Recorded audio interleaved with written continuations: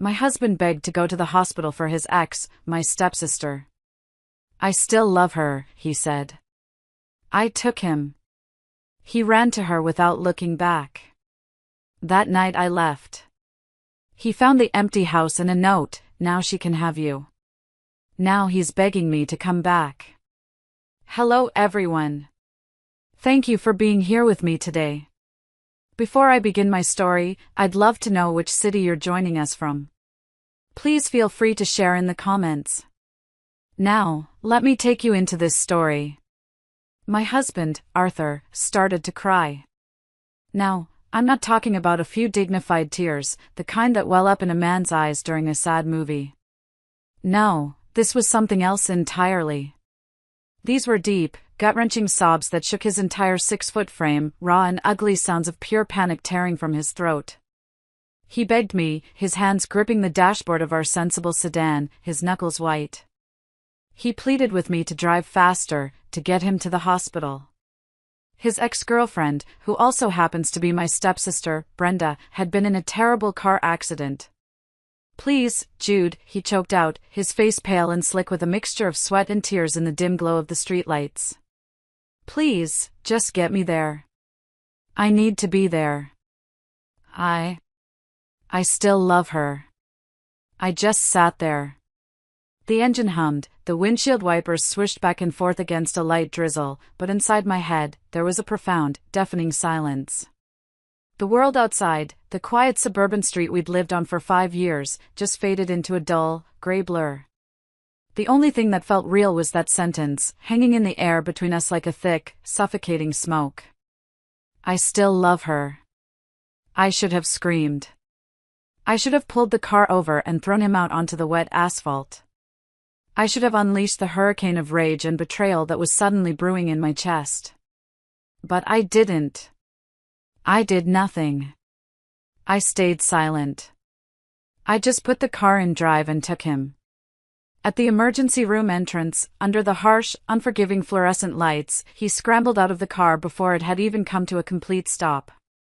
He ran, a frantic, desperate sprint toward the automatic sliding glass doors, and he never once looked back.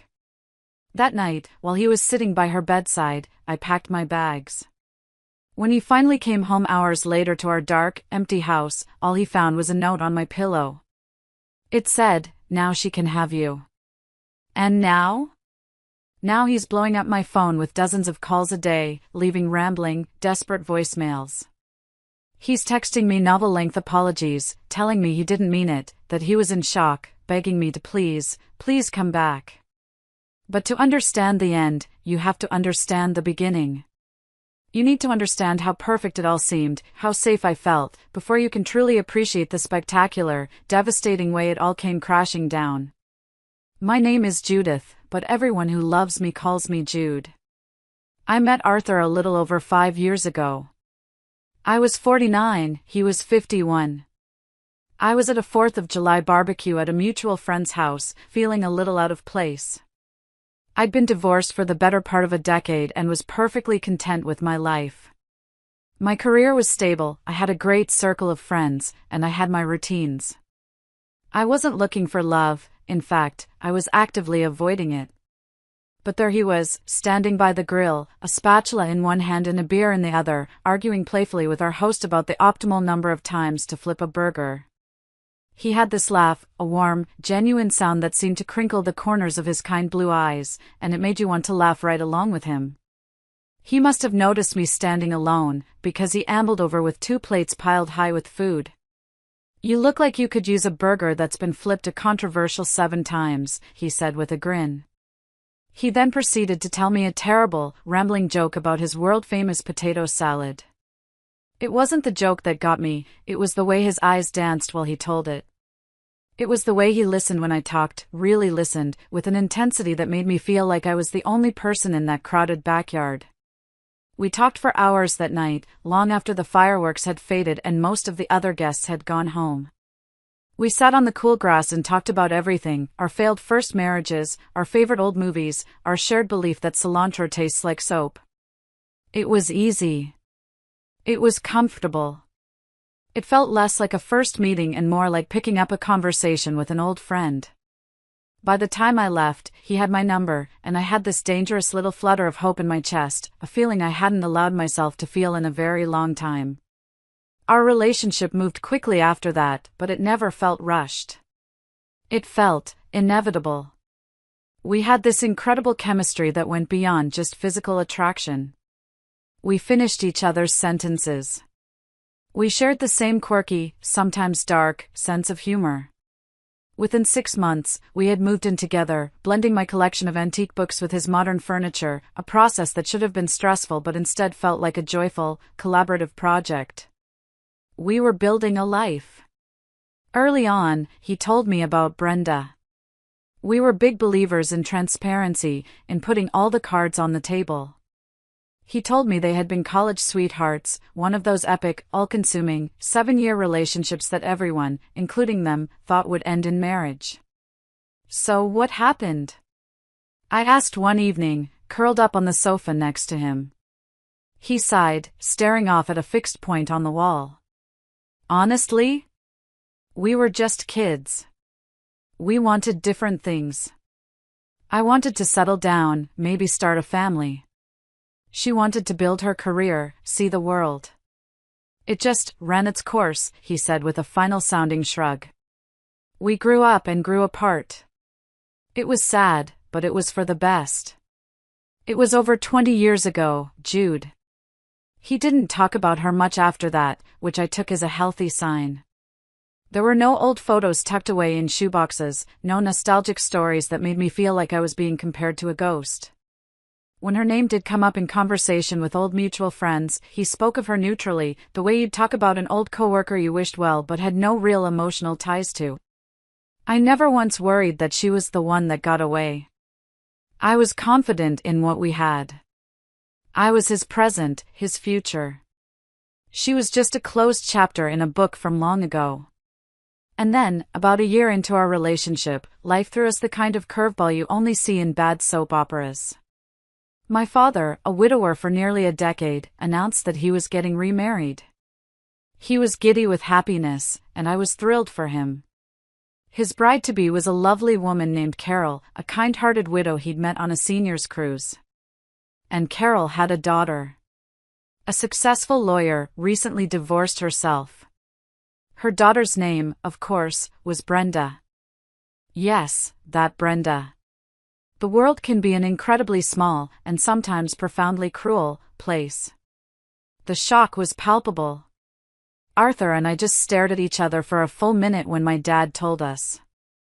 Later that night, we sat down at our kitchen table and had a long, serious talk about it.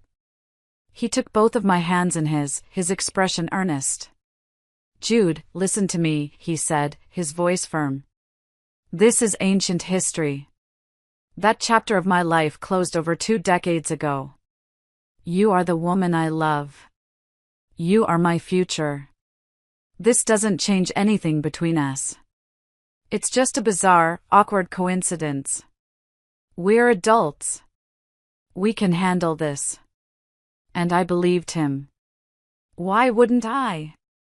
So we handled it. We put on our best faces and decided to make it work. At the wedding, a lovely affair at a local vineyard, Arthur was the picture of polite cordiality. He shook Brenda's hand, asked about her law firm, and kept a respectful distance.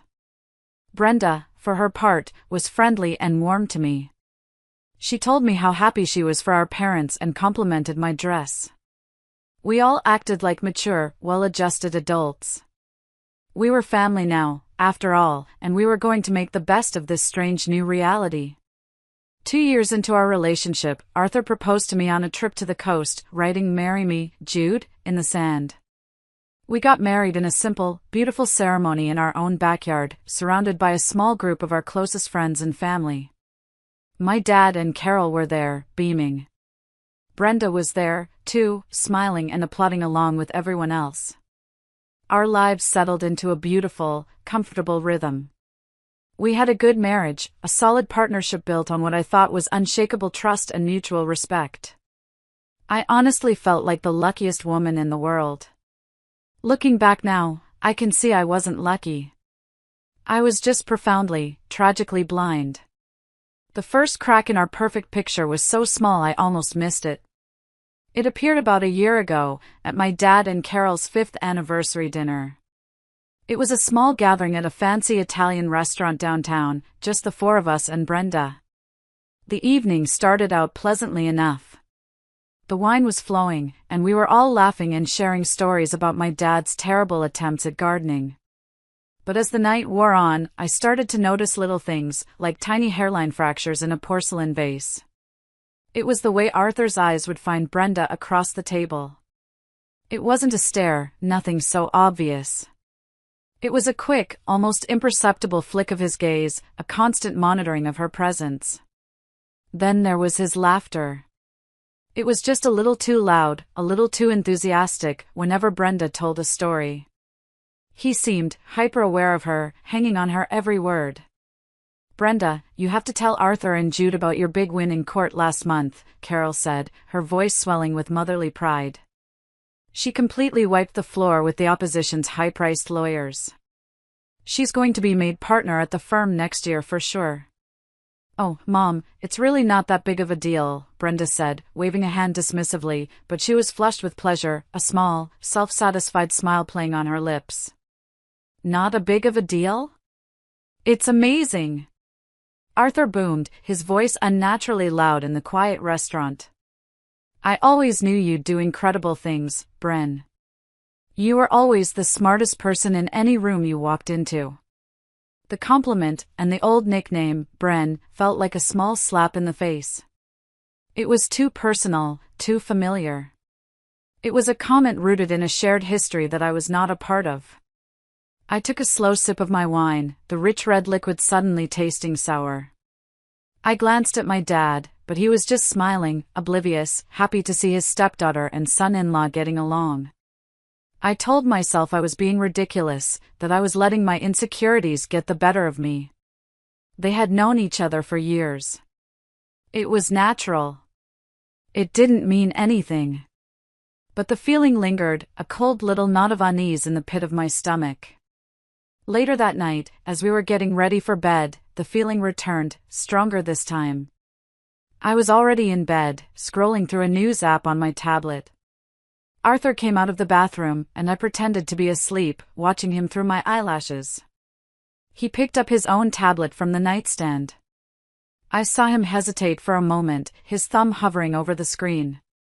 Then, he typed something into the search bar. I saw the familiar blue and white layout of Facebook appear. And I saw the name at the top of the page. Brenda's. He sat there on the edge of the bed, the room dark except for the pale blue light of the screen illuminating his face. And the expression on it, it was one I'd never seen before. It wasn't just curiosity. It was a strange, unsettling mixture of longing and deep, profound regret. He just sat there, for what felt like an eternity, slowly, methodically scrolling through her photos. Photos of her on vacation, photos with her friends, photos of her in her new life. My heart started to hammer against my ribs. This wasn't innocent. This wasn't just curiosity. This was something else. He must have sensed he was being watched, because he suddenly looked up, his eyes wide and startled, like a teenager caught doing something he shouldn't. He fumbled with the tablet, quickly closing the app. Couldn't sleep," he mumbled, refusing to meet my eyes. "Thought I'd check the news headlines." He slid into bed, keeping a careful distance between us, and turned his back to me. I lay there in the dark for a long time, wide awake, the image of his face in the blue light burned into my mind. The first real seed of doubt had been planted. And I had a terrible, sinking feeling that it was already starting to grow roots. Over the next few months, the distance between us grew. It wasn't a sudden chasm, but a slow, creeping erosion of the intimacy we once shared. It wasn't one big fight or a single dramatic event. It was a series of small, almost imperceptible shifts that, when added together, amounted to a tectonic change in the landscape of our marriage. Arthur started working late more often. At first, the excuses were plausible. A big project with a tight deadline. A new client that required extra attention. I was supportive, of course. I'd keep dinner warm for him, greet him with a hug when he finally dragged himself through the door, his face etched with exhaustion. But soon, working late became the new normal, happening 2, then 3, then 4 nights a week. When he was home, he was absent. A ghost at our dinner table. He'd be sitting right next to me on the sofa in the evening, the television flickering in the dark, but his mind was a million miles away. He'd stare into space, a thoughtful, distant expression on his face. "What are you thinking about?" I'd ask softly, trying to gently pull him back to me. He'd blink, as if being woken from a deep dream. "Oh," he'd say, forcing a smile that never quite reached his eyes. "Nothing important. Just work stuff. The usual." Our conversations, once the lifeblood of our relationship, became shallow and functional. We talked about the weather, about the leak in the upstairs bathroom, about which one of us needed to pick up milk on the way home. The easy, comfortable silence we once cherished, where we could sit together for hours without saying a word and still feel completely connected, now felt heavy, fraught with unspoken tensions and unanswered questions. His phone became a third party in our marriage. It used to be a tool, something he'd leave lying casually on the kitchen counter or the arm of the sofa. Now, it was an extension of his hand. It was always with him, in his pocket or placed screen down on the table beside him. I'd catch him smiling at something on the screen, a private little smile that wasn't for me. If I walked into the room while he was texting, he'd quickly lock the screen and put the phone away, his movements just a little too fast, a little too furtive. I'm not proud of what I did next, but the suspicion was eating me alive. It was a corrosive acid, dissolving the trust that had once been the bedrock of our relationship. One night, while he was in the shower, the sound of the water drumming against the tiles providing cover, I gave in. My hands were trembling as I picked up his phone from the nightstand. My heart pounded in my chest, I felt like a criminal in my own home. I guessed his password, our wedding anniversary, the irony of which was not lost on me, and my breath hitched when the screen unlocked. I scrolled through his messages, my stomach in knots. I was looking for a name. Brenda. But there was nothing. I checked his call log. Nothing. His emails. Nothing. In fact, his message history seemed almost pristine. Too clean. As if it had been carefully, deliberately wiped. The discovery brought me no relief. It was a void of evidence, which in its own way felt more damning than finding an incriminating text. It both relieved me and made me even more suspicious, which I know is completely irrational. I put the phone back exactly where I found it, my guilt mixing with a fresh wave of anxiety. I tried to fight it. I tried to bridge the gap that was widening between us. I planned date nights to our favorite restaurants, hoping to recapture some of the old magic.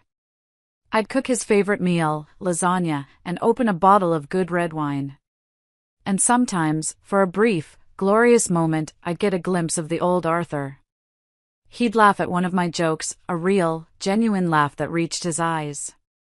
He'd reach for my hand across the table, his thumb stroking my knuckles in that familiar, comforting way. He'd pull me close on the sofa while we watched a movie. In those moments, I would allow myself to hope. I'd tell myself that this was just a phase, a rough patch that all married couples go through. But those moments never lasted. Like a sunbeam disappearing behind a cloud, he'd inevitably retreat back into the quiet, distant world inside his own head, leaving me feeling more alone, more lost, than ever before. The loneliness was the worst part.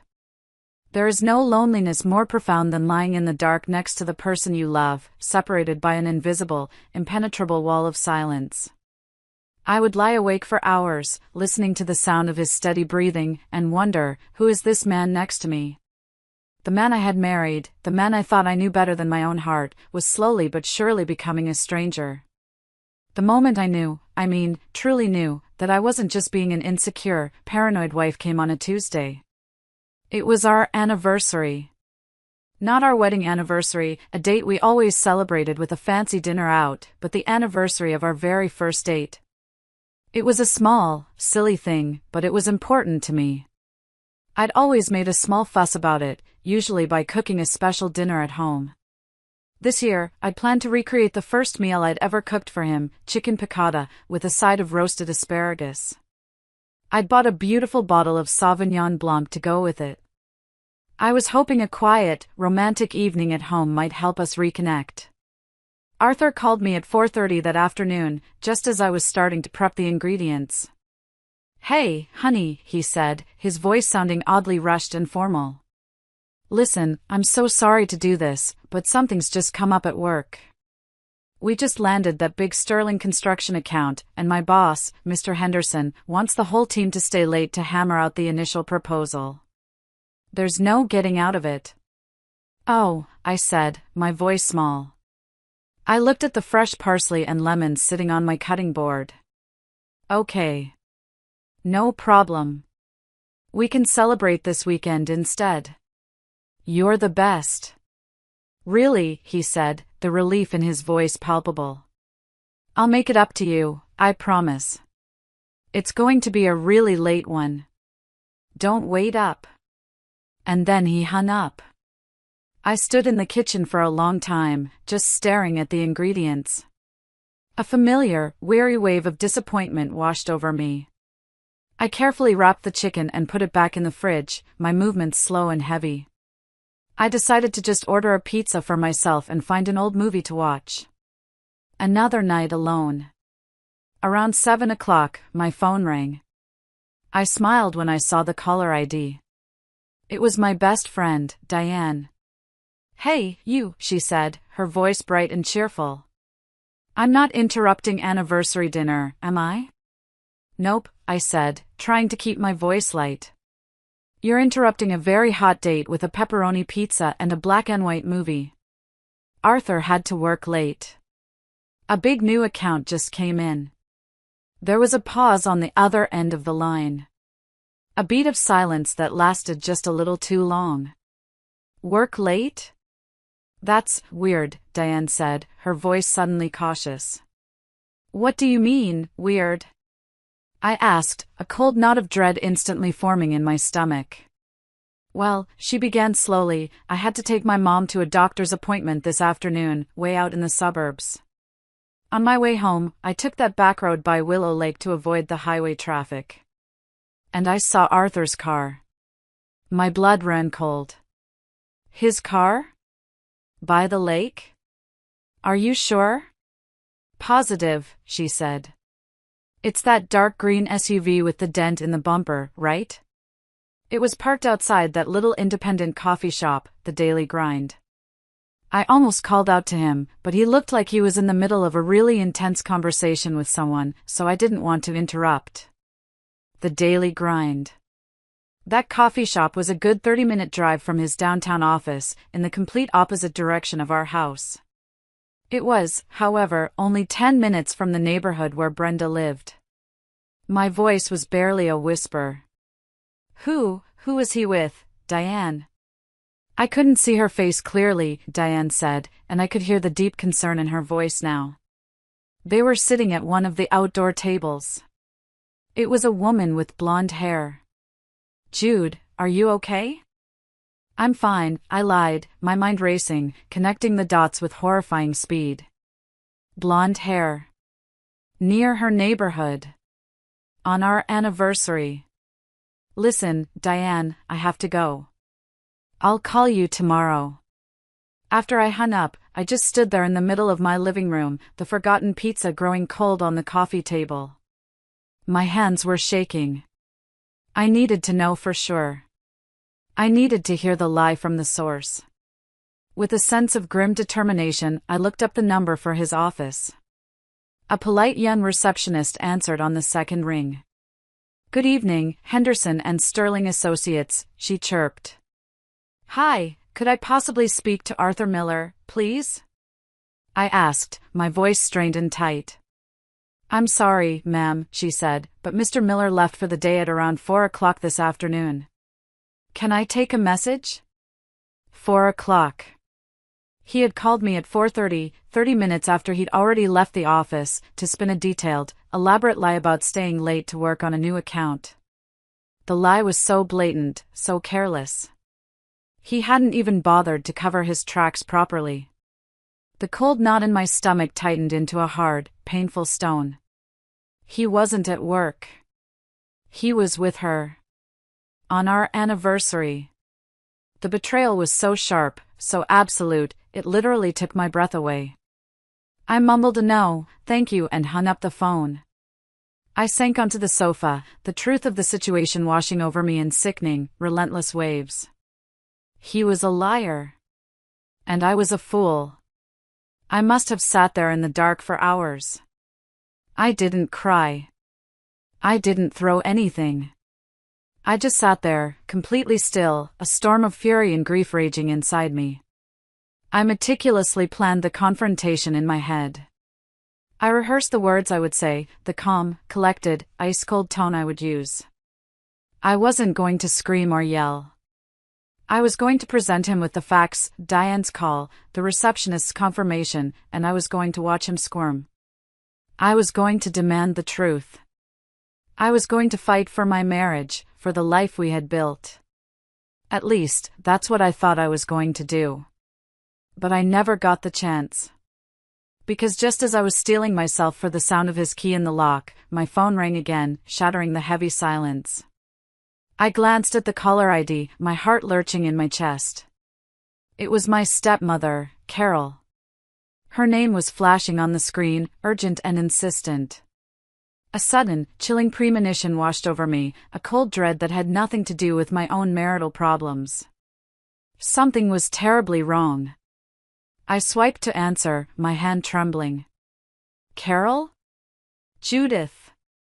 Her voice was a frantic, high-pitched sob, stretched thin with panic. Oh, God, Judith, it's Brenda. What is it? What's happened? I asked, my own problems instantly forgotten as I shot to my feet. There's been an accident, she wailed, her words tumbling over each other in a rush of hysteria. A car accident. She was driving home from a coffee shop, and a truck ran a red light. It hit her side of the car. It's bad, Jude.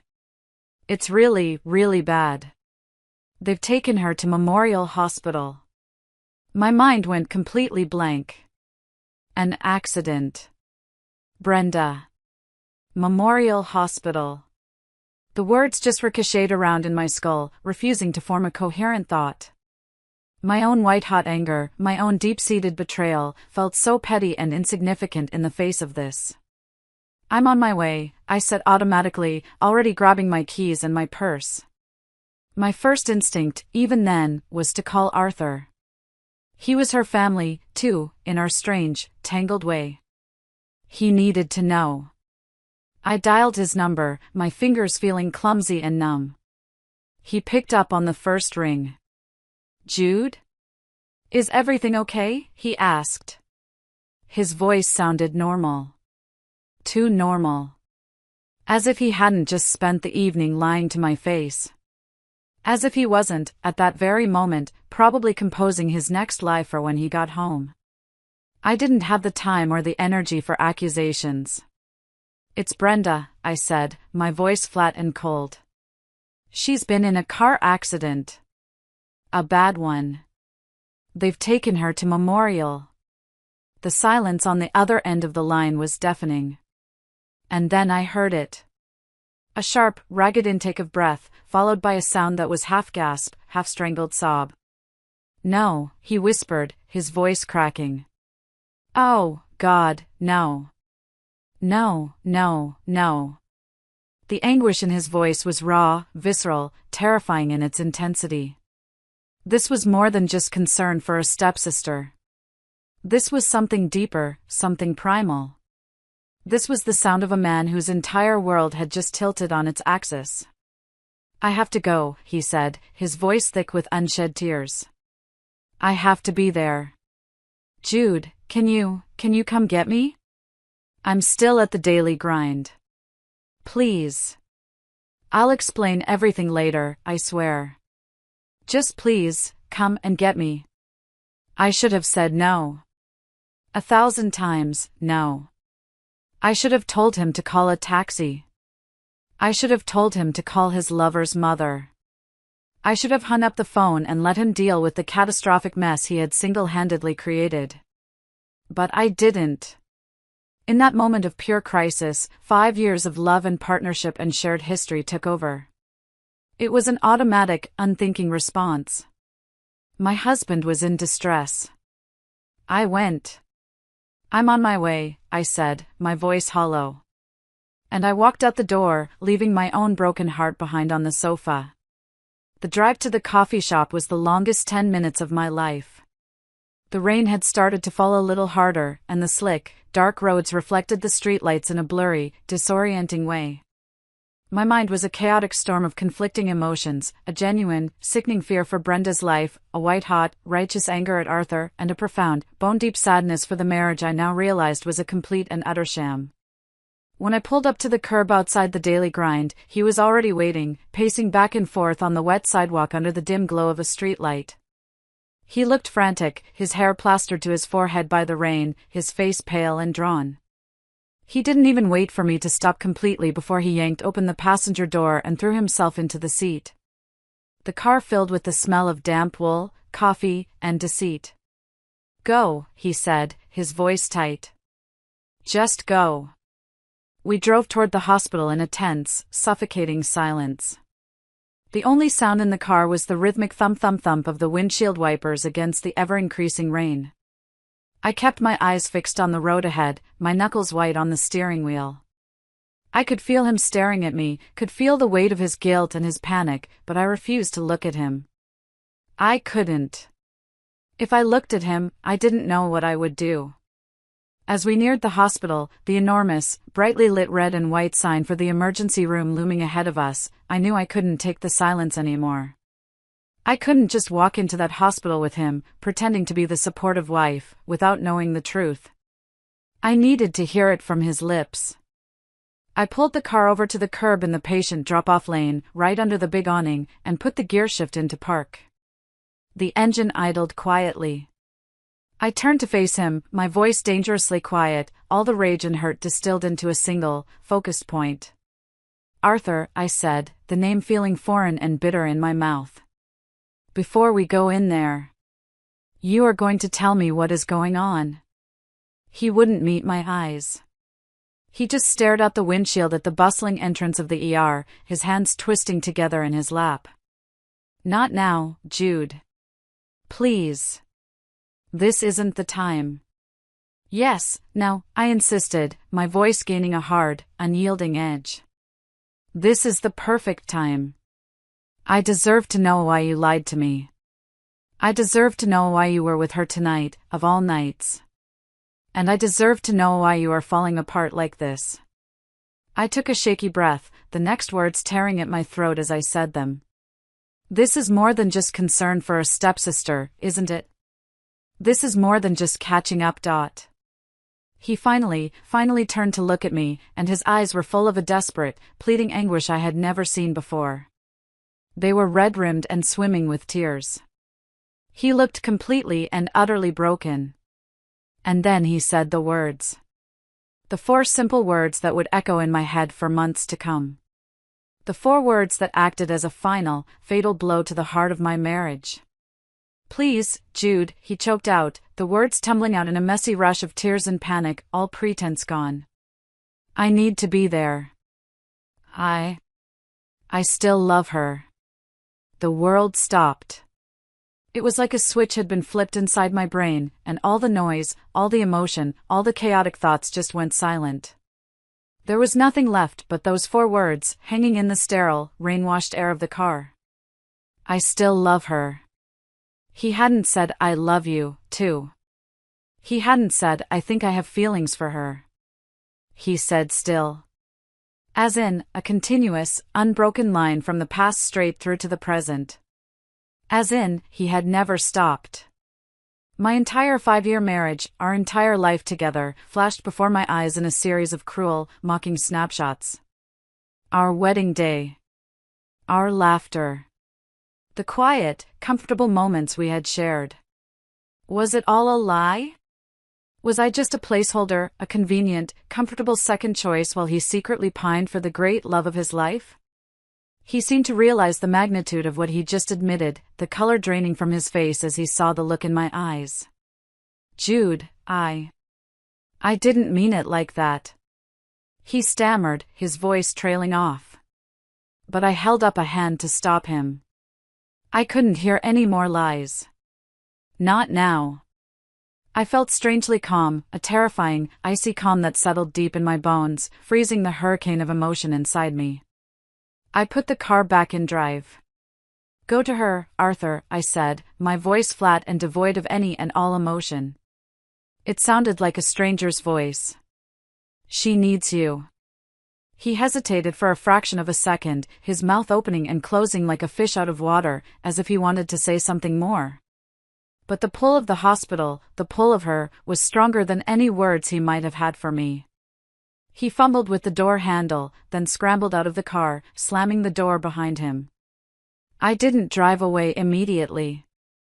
I just sat there, watching him in my rearview mirror. He ran. He didn't walk, he didn't jog. He sprinted toward those automatic sliding glass doors as if his own life depended on reaching her side. He never once looked back. I sat in that drop-off lane for a long time after he disappeared inside, just staring at the reflection of the sterile, unforgiving hospital lights on my rain-streaked windshield. The rain was coming down harder now, blurring the world outside. But I wasn't crying. I felt empty. Hollowed out. In that moment, watching him run away from me and toward her, I knew, with a chilling and absolute certainty, that my marriage was over.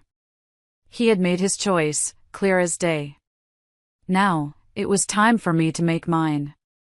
I don't remember much about the drive home from the hospital. The familiar 10-mile route is a complete blur in my memory, a montage of blurry red taillights and slick, wet roads. My body was on autopilot, my hands gripping the steering wheel, my foot pressing the pedals, but my mind was a million miles away. It was stuck in a torturous loop, replaying that one devastating sentence over and over and over again. I still love her. It was a poison, seeping into every happy memory I had of us, tainting everything. Our wedding day, our laughter, the quiet, contented moments we shared, was any of it real? Had he been thinking of her the whole time? When I finally walked back into our house, the silence was what hit me first. It was a deafening, cavernous silence. It was no longer the comfortable silence of a shared life, but the empty, echoing silence of a home that had just been irrevocably broken. The pizza I had ordered for my lonely anniversary dinner was still sitting on the coffee table, cold and congealed in its box. I looked at it, and a bitter, humorless laugh escaped my lips. Just a few hours ago, my biggest problem was that my husband had lied about a business meeting. Now, that seemed like a quaint, trivial issue from another lifetime.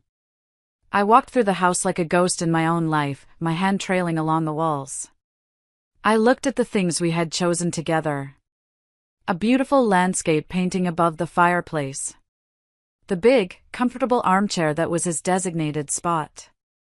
The handmade quilt on our bed that we had bought at a small-town craft fair on a weekend getaway. These objects, once so familiar and imbued with the warmth of our shared life, now felt like artifacts in a museum dedicated to a stranger's failed marriage. The betrayal wasn't just about Arthur. It was about my family. My own father, in his quest for late-life happiness, had inadvertently brought this wrecking ball into my life. He had married her mother, binding our families together in a way that now felt like a cruel, cosmic joke. I felt a surge of hot, directionless anger, at Arthur for his deceit, at Brenda for her part in it, at my dad and Carol for their obliviousness, and at myself for being so willfully blind. And in that moment of pure, unadulterated rage, a switch flipped inside me. The shock, the numbness, the grief, it all receded, replaced by a cold, hard, diamond-like clarity. I was not going to be the weeping, heartbroken victim in this sordid drama. I was not going to wait around for him to come home from the hospital, full of tearful apologies and flimsy excuses. I was done. Finished. I walked with purpose into our bedroom and pulled my largest suitcase from the top shelf of the closet.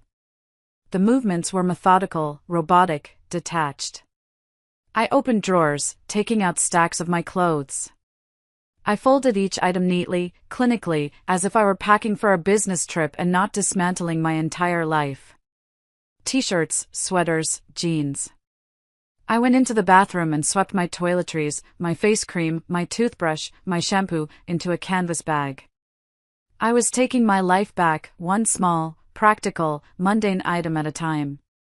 I didn't take everything. I couldn't bear to.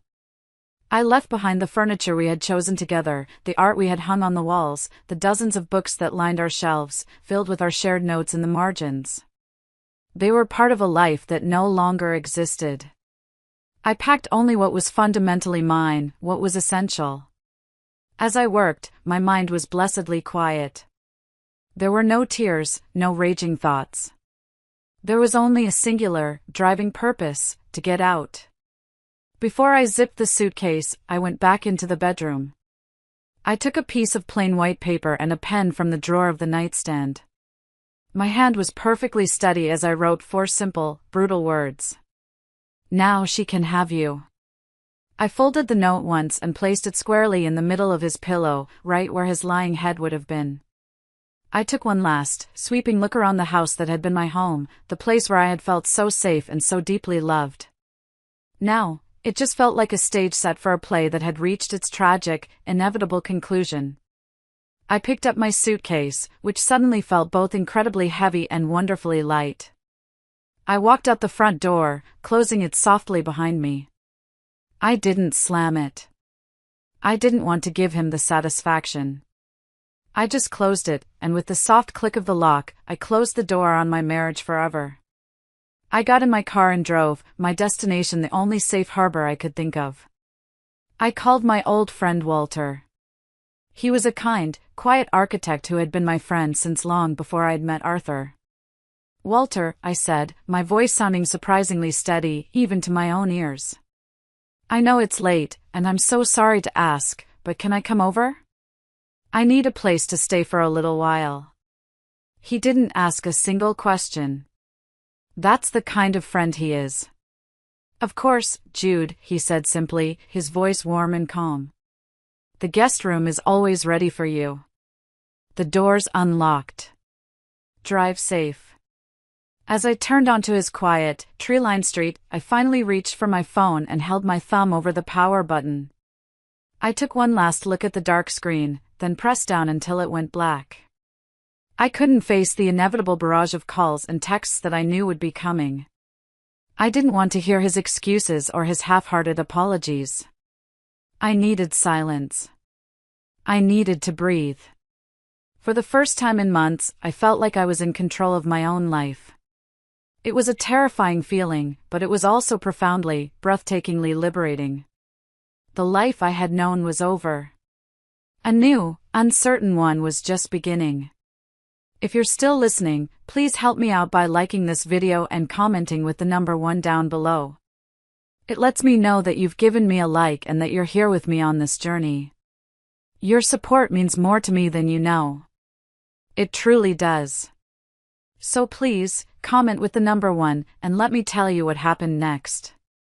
For 3 days, I lived in a self-imposed exile, a bubble of silence. I kept my phone off, tucked away in the bottom of my purse like a dormant threat.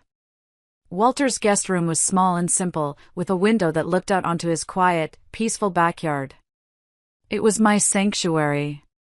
Walter was the perfect host for a woman whose world had just been shattered. He was a quiet, gentle presence. He'd make a pot of coffee in the morning and leave a mug for me on the counter. He'd make an extra sandwich at lunch and leave it on a plate in the fridge. And then he would just let me be. He knew I didn't want to talk, didn't want to be peppered with questions or offered well-meaning but useless advice. He gave me the priceless gift of space. I spent most of my time sitting on his back patio, a blanket wrapped around my shoulders, watching the squirrels chase each other up the old oak tree. I felt numb. The initial volcanic eruption of pain and anger had subsided, leaving a hollow, echoing ache in its place. It felt like a part of my body had been amputated without anesthesia, and I was just beginning to learn how to live with the raw, gaping wound and the phantom limb that would ache for a life that was no longer there. On the fourth morning, I woke up knowing I couldn't hide from the world forever. The numbness was beginning to recede, and the practical realities of my situation were starting to seep in. I needed to face the fallout.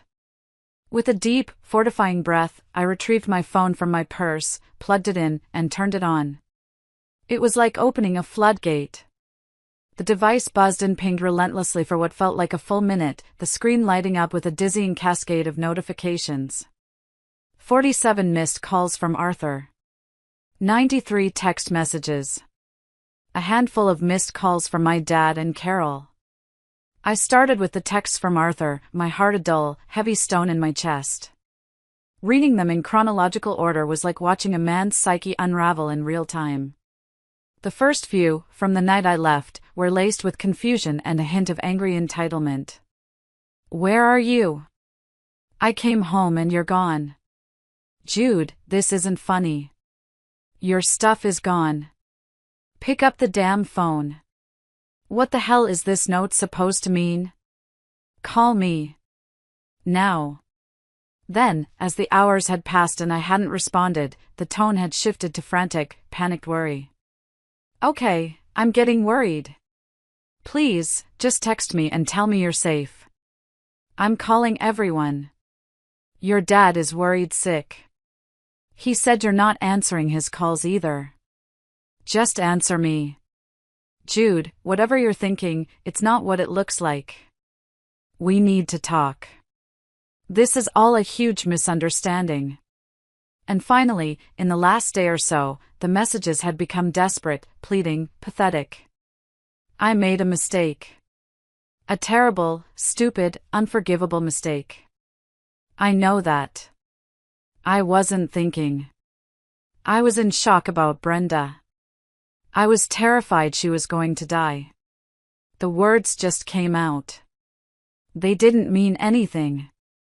I love you, Jude. You're my wife. You're my life. It's always been you. Please come home. The house is so empty without you. I can't do this without you. I'm nothing without you. I read them all, one after another, and felt nothing. The words were meaningless, hollow echoes in the vast emptiness he had created. They were the words of a man who had been caught, not a man who was truly sorry for his actions. He was sorry he got caught. He was sorry his comfortable, convenient life had been disrupted. But was he sorry for the months of lies?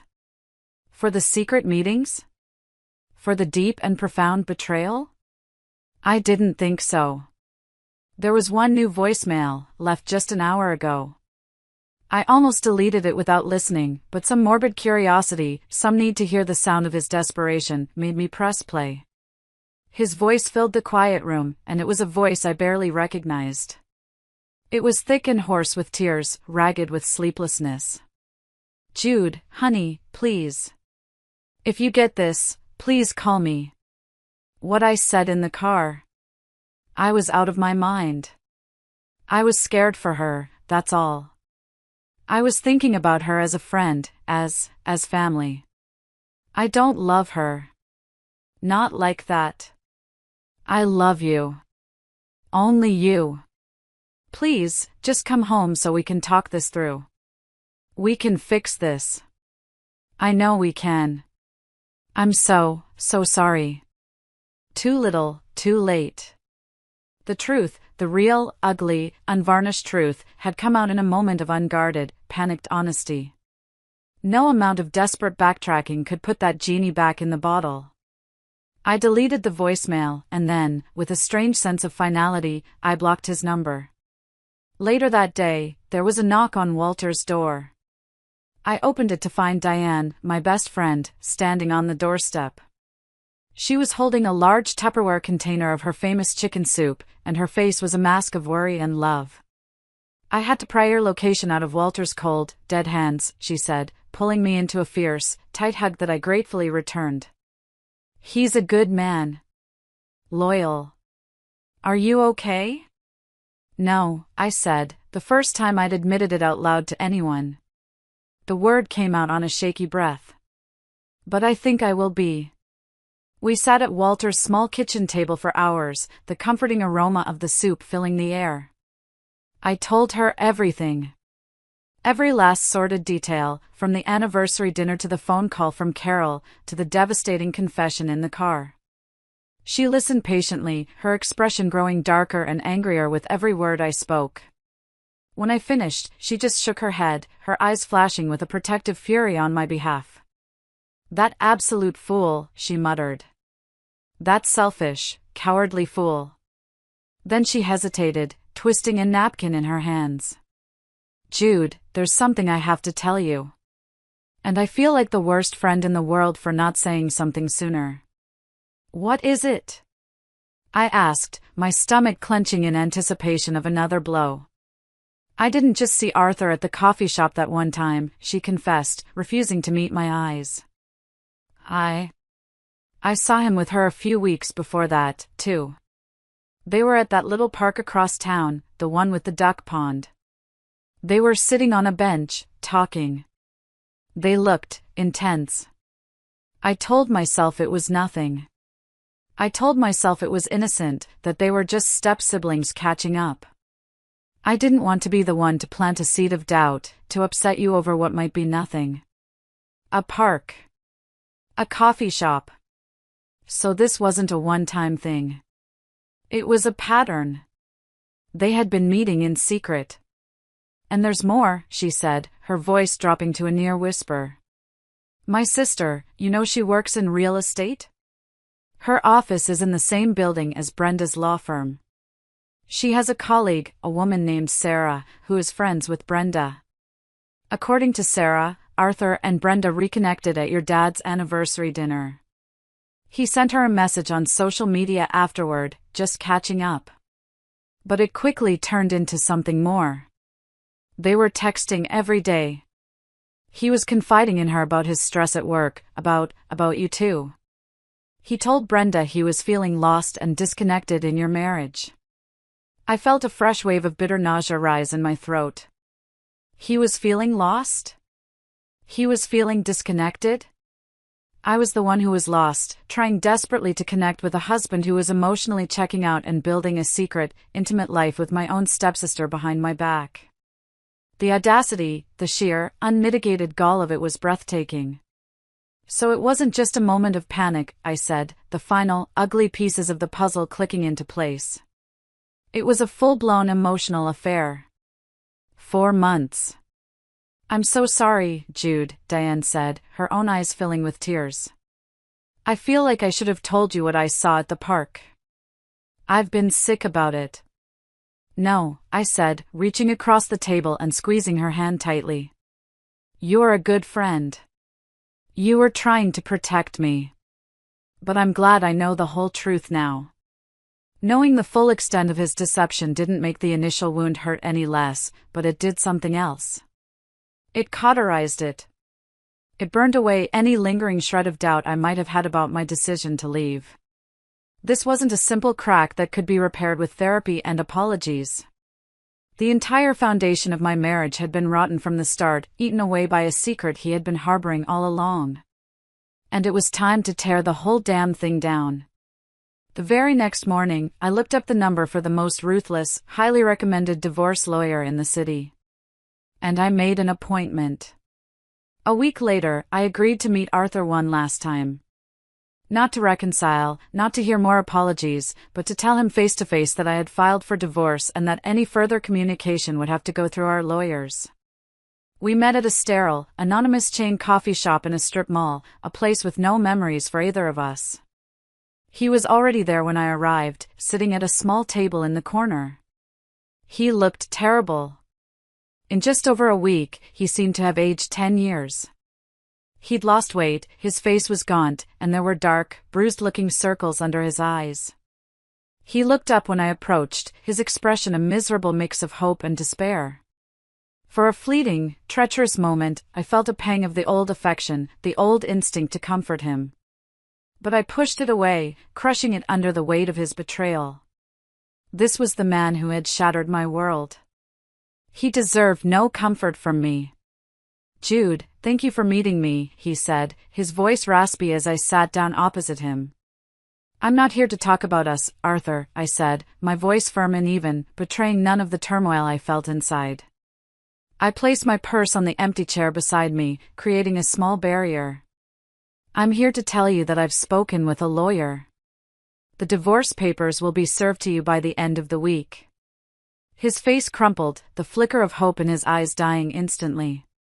"No.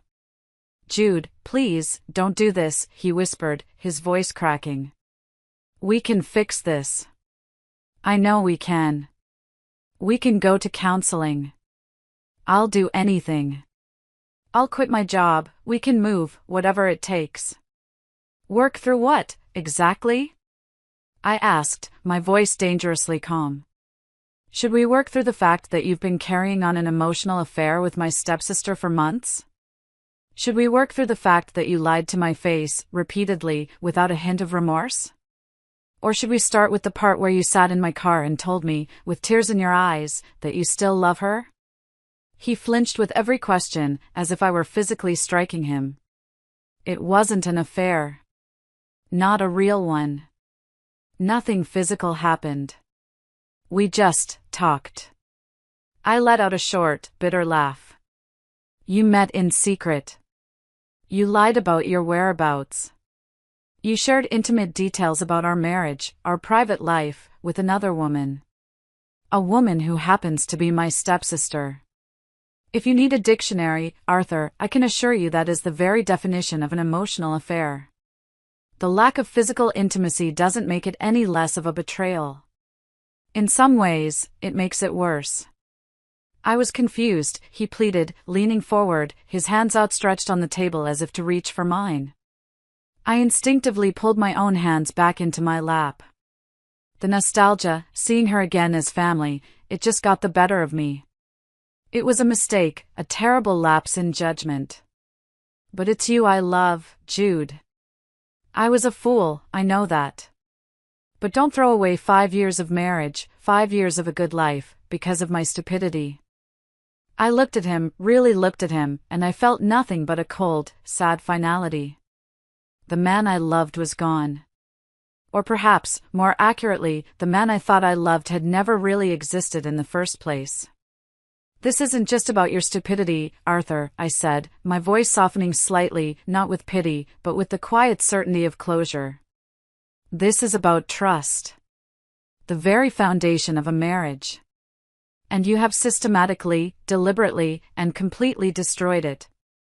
The problem isn't that you fell out of love with me. The problem is that in your moment of crisis, when your past came crashing into your present, your first and only thought was of her, not of me, not of us.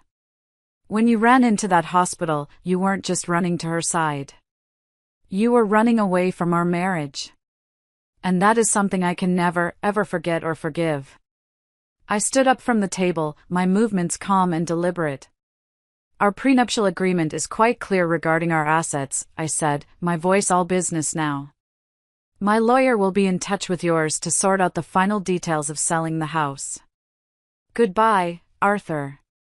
I turned and walked out of that coffee shop without looking back, leaving him sitting there alone amidst the clatter of coffee cups and the ruins of the life he had so carelessly destroyed. I didn't feel triumphant. I didn't feel vindicated. I just felt free. The enormous, crushing weight I had been carrying on my shoulders for months had finally been lifted. The months that followed were a messy, exhausting blur of legal paperwork and the slow, arduous process of rebuilding a life from scratch. The divorce was messy, not because of any financial disputes. Thankfully, my insistence on a prenuptial agreement years ago proved to be one of the wisest decisions of my life, but because Arthur fought it every single step of the way. He refused to sign the papers, forcing us into mediation. He used those sessions not to negotiate the terms of our separation, but to make long, tearful speeches about his regret and his undying love for me, begging me for another chance in front of a stone-faced mediator. It was emotionally draining and profoundly frustrating, but my lawyer, a sharp, no-nonsense woman named Catherine, was a shark. She kept the process moving forward, shielding me from the worst of his theatrics. While the legal battle raged on, I focused on the practicalities. I found a small, two-bedroom apartment on the other side of town, a sunny little place with a balcony just big enough for a chair and a few potted plants. The first few weeks were hard. The silence of the apartment was overwhelming at times. I had to learn how to be alone again. I struggled to assemble a bookcase from IKEA, nearly breaking down in tears of frustration, but when I finally slid the last shelf into place, a fierce, unexpected wave of pride washed over me. I had done it myself. I started painting again, a hobby I had loved in my younger years but had let slide. I filled my new, empty walls with my own colorful, abstract canvases. Slowly, painstakingly, I began to build a new life for myself, a life that was entirely, unapologetically mine. I heard sporadic updates about Brenda through the family grapevine, which I tried my best to ignore. She had made a full and complete recovery, thankfully. According to my stepmother Carol, in a tearful, apologetic phone call, once Brenda was out of the hospital, Arthur had made some sort of grand, romantic gesture. He'd shown up at her apartment with flowers, apparently convinced that with me out of the picture, they could finally pick up where they had left off 2 decades ago. And, in the ultimate, most delicious irony, she had turned him down flat. She told him, and apparently anyone else who would listen, that she had been caught up in a foolish fantasy, a nostalgic dream of what could have been. She said the accident had been a terrifying wake-up call, making her realize she was romanticizing a past that was long gone and best left there. She told him she had no interest in starting a real relationship built on the ashes of my destroyed marriage. So there he was. He had blown up his entire life for a ghost, and the ghost didn't even want him. I'd be lying if I said I didn't feel a small, dark flicker of satisfaction at that news. He had risked everything for a fantasy, and in the end, he was left with absolutely nothing. My father and I eventually had a long, difficult conversation. He was heartbroken and deeply ashamed over the whole situation. He apologized profusely for what his new family's past had done to my present. I told him, honestly, that I didn't blame him. He couldn't have known. But our relationship is still strained. It's hard to look at him sometimes and not be reminded of the chaos his choices inadvertently brought into my life. About 6 months after I first walked out that door, the divorce was finalized. The day I signed the last piece of paper, I didn't celebrate. There was no triumphant uncorking of champagne. I just went home to my quiet, sunny apartment, made myself a cup of chamomile tea, and sat out on my little balcony. I watched the sunset paint the sky in brilliant shades of orange and pink, and for the first time in a very long time, I felt a genuine, profound sense of peace. The story doesn't end there, though. The best part of my revenge, if you can call it that, wasn't dramatic or loud. It was quiet. It was the life I built afterward. I reconnected with old friends like Diane, who had been my rock through it all. I started traveling, taking small weekend trips to coastal towns and mountain villages I'd always wanted to see. And, on the advice of my therapist, who said I needed something to love that would love me back unconditionally, I did something just for me. I went to the local animal shelter. That's where I found Walter. Not my friend Walter, but a scruffy little terrier mix with one floppy ear and the most soulful brown eyes I had ever seen. He was huddled in the back of his cage, shaking with fear. I sat with him for an hour, just talking to him softly, until he finally crept forward and licked my hand. I adopted him that day. He's my constant companion now, my furry little shadow who greets me with frantic, happy wiggles and full-body tail wags every single time I walk through the door. He doesn't care about my past or my broken heart. He just loves that I'm the person who gives him belly rubs and throws his favorite squeaky ball. Last week, I ran into an old neighbor from my former life in the grocery store. After some awkward small talk, she told me she'd seen Arthur recently. She said he looks lost. He sold our old house because he said he couldn't stand the memories. He's living in a soulless, generic bachelor apartment downtown, and he mostly keeps to himself. He got what he thought he wanted, a life without me, and it turns out to be a very lonely, very empty place. I felt a brief, fleeting moment of pity for him, but it passed as quickly as it came. We all make our choices, and we all have to live with the consequences. He chose his romanticized past over our real, tangible future. I chose myself. And I can tell you, without a single shadow of a doubt, that I made the better choice. My life isn't perfect. I still have days where a sad memory will catch me off guard. But my life is mine. It's real. And it is peaceful. And after the storm I've been through, I've learned that peace is the most precious, most valuable thing in the entire world. Thank you so much for listening to my story. If you've ever been through something similar, or if any part of this resonated with you, please feel free to share your thoughts in the comments below. It truly helps to know that we're not alone in these struggles.